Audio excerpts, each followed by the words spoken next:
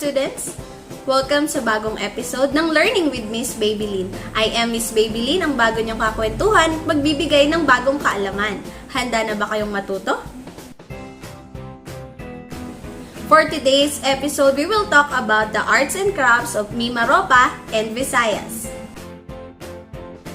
MIMAROPA is divided into 5 provinces. They are Occidental and Oriental Mindoro, Marinduque, Romblon, and Palawan. While Visayas is divided into 3 regions. They are Western, Eastern, and Central Visayas. Ambahan is a rhythmic poetic expression with a meter of 7 syllables. It is presented through recitation and chants without a determined musical pitch or accompaniment. It also has another variation which is called as urukay, which has 8 syllables. In Mindoro, we have the natives called the RHYTHMIC. They are very fond on making baskets. They are known for their intricate patterns and designs of humans, animals, trees, and other objects. They made these baskets from dried nito grass and forest vines, which are meticulously and patiently woven to create these unique baskets. In Marinduque, they are not only known for weaving, they are also known for their festival which is called as the Moriones Festival. At kung mapapansin natin, during this festival, mayroon silang suot na maskara. And this mask is called as morion.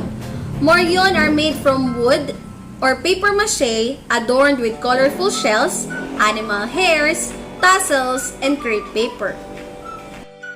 Romblon produces beautifully woven mats and bags made from romblon plant. But aside from that, they are also known for their fine marble products. That's why Romblon is called as the marble capital of the Philippines. Palawan, known as the country's last frontier because it is rich in cultural and natural diversity. Tagbanwas are the first inhabitants of Palawan. The Tagbanwa men are skillful wood carvers, while children and women are proficient weavers. Palawan has tingkop, which is a cone-shaped colander harvest basket made of blackened and natural bamboo. In Palawan, we have one of the considered most important artifacts in the Philippines. Dates back to the 8th century before the Common Era and was excavated in the early 1960s inside the Manunggul Cave at Lipuon Point, Palawan. It is called as the Manunggul Jar, which is a container for secondary burial of the deceased. On top of the jar lid is a boat with 2 human figures representing 2 souls on the voyage to the afterlife. Visayas is one of the 3 principal geographical divisions of the Philippines consisting of different major and minor islands. Weaving is a primary form of arts and crafts in Visayas. They are known for using husi and pinya. We have the patadyong. Patadyong is a wrap-around piece of cloth worn by women as a skirt paired with a kimono.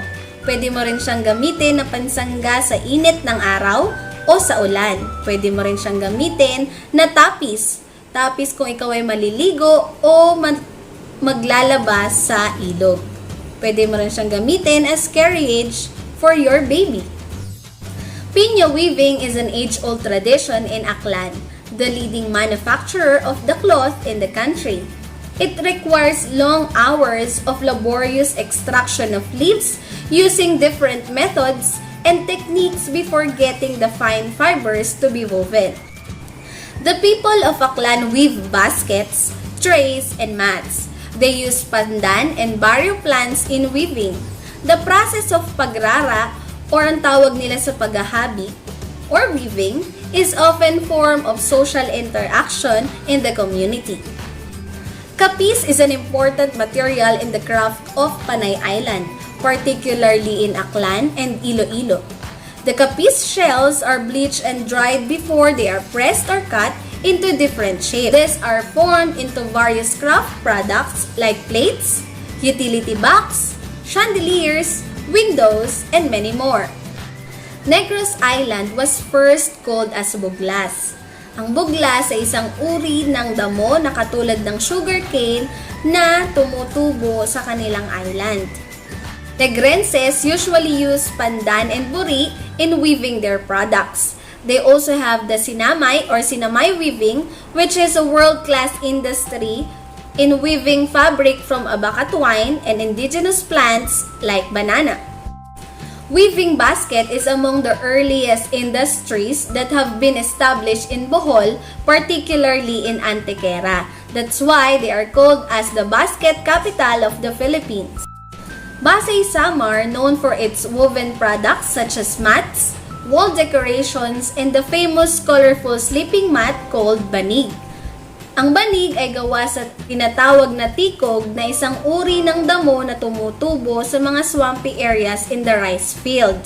Ang mga banig na makulay ay binibenta ng mas mahal kesa doon sa mga simple lamang.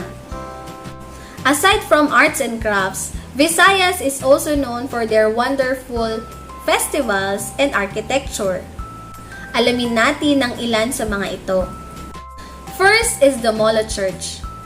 Molo Church in Iloilo depicts the fusion of Gothic and Renaissance styles. It is called as the Women's Church because of the 16 women saints inside.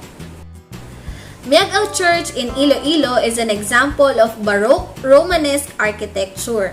It is famous for its artistic sculpture relief carved into the facade of the church that illustrates the way of life of the people in Miagao. It is also claimed as one of the UNESCO World Heritage Site. Next is the ruins. The ruins found in Talisay Negros Occidental is an example of neoclassical architecture. Ang architecture naman na ito ay medyo romantic ang kanyang dahilan kung bakit siya itinayo. Dahil ito daw ay itinayo ng isang mayaman na hasyendero na Portugis para sa kanyang asawa. But it was destroyed by fire during the World War II, leaving behind the concrete structure that stands in this day. We also have the festivals in Visayas. One of these is what we call as the Ati-Atihan. Ati-Atihan Festival is regarded as one of the most colorful and most fun festivals in the Philippines. It is held in Calibo, Aklan and celebrated during the third Sunday of January to honor Santo Niño. Mascara Festival in Bacolod is considered as the most spectacular display of colors, beauty, and culture of Negrenses. It came from the two words mas and cara.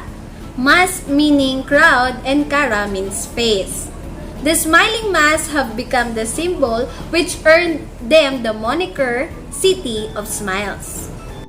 Kasadyaan Festival is a cultural religious celebration to honor the feast day of Santo Niño. This festival features the unique culture and colorful history of the province of Leyte. They reenact their Spanish history, epics, and the folk religions through dancing. The highlight of the event is the Pintada dance representation.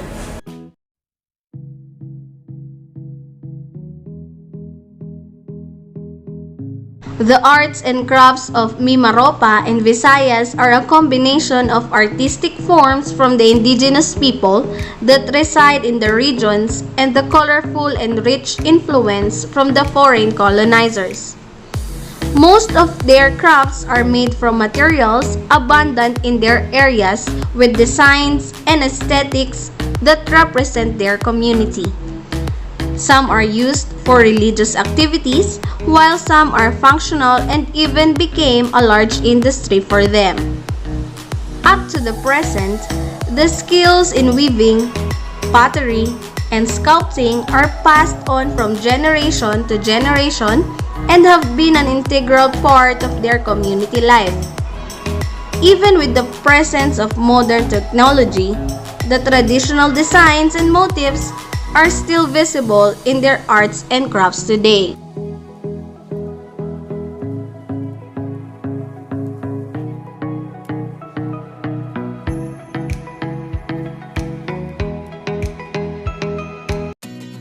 Kung may natutunan ka sa video na ito, huwag mong kalimutan i-like, mag-subscribe, at i-hit ang notification bell para updated ka sa susunod na mga videos. Happy learning! Bye-bye!